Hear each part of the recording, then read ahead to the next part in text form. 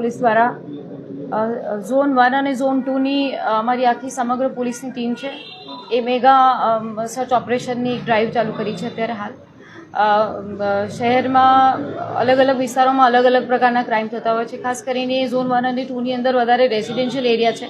અહીંયાના જે police station છે અહીંયા જે પ્રકારના ગુના બને છે એ પ્રકારના પોલીસની એ પ્રકારે કામગીરી પણ રહે છે. એટલે અત્યારે હાલ પ્રોપર્ટી ઓફેન્સીસને લગતા જે ગુનેગારો છે, જે શંકાસ્પદ ઇસમો છે, જે પ્રવૃત્તિઓ સાથે સંકળાયેલા છે, બધાનું સઘન ચેકિંગ અને એમના વિસ્તારોમાં અમે લોકો એક મેગા સર્ચ ઓપરેશનની ડ્રાઈવ કરી રહ્યા છીએ.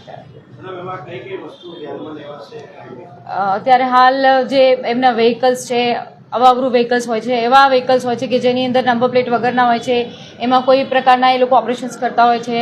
સાથે સાથે સોસાયટીની અંદર પણ અવેરનેસ વધે, સોસાયટીના જે સિક્યોરિટીવાળા કન્સર્ન માણસો છે એમનું પણ બ્રીફિંગ થાય. સાથે સાથે જે જૂના આવા ગુનેગારો છે, જે આવી પ્રવૃત્તિમાં સંકળાયેલા છે, એમના વેર અબાઉટ શું છે એમને પણ સર્ચ કરીશું. એ લોકોની પ્રવૃત્તિ અત્યારે કઈ જગ્યાએ છે, એ લોકો કયા પ્રવૃત્તિ સાથે સંકળાયેલા છે. અત્યારે હાલ MCR જે અમારી પાસે હોય છે ડેટા, એના ઇસમોને પણ ચેક કરીશું. જે ગુનેગારો પહેલાં આવી પ્રવૃત્તિઓમાં સંકળાયેલા છે એમને પણ અમે ચેક કરીશું.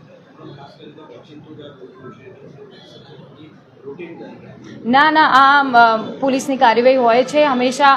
ઝોન 1 અને 2ની અંદર જ્યારે પણ આવી રીતના અલગ અલગ મેગા સર્ચ ઓપરેશન ચાલતા હોય છે, કોઈ તહેવારો હોય તો પોલીસની કાર્યવાહી થતી હોય છે.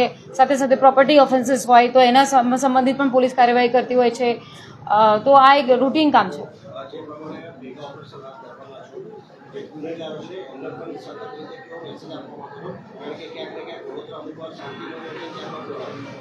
ના, પોલીસ હંમેશા ઓન ટોઝ હોય છે.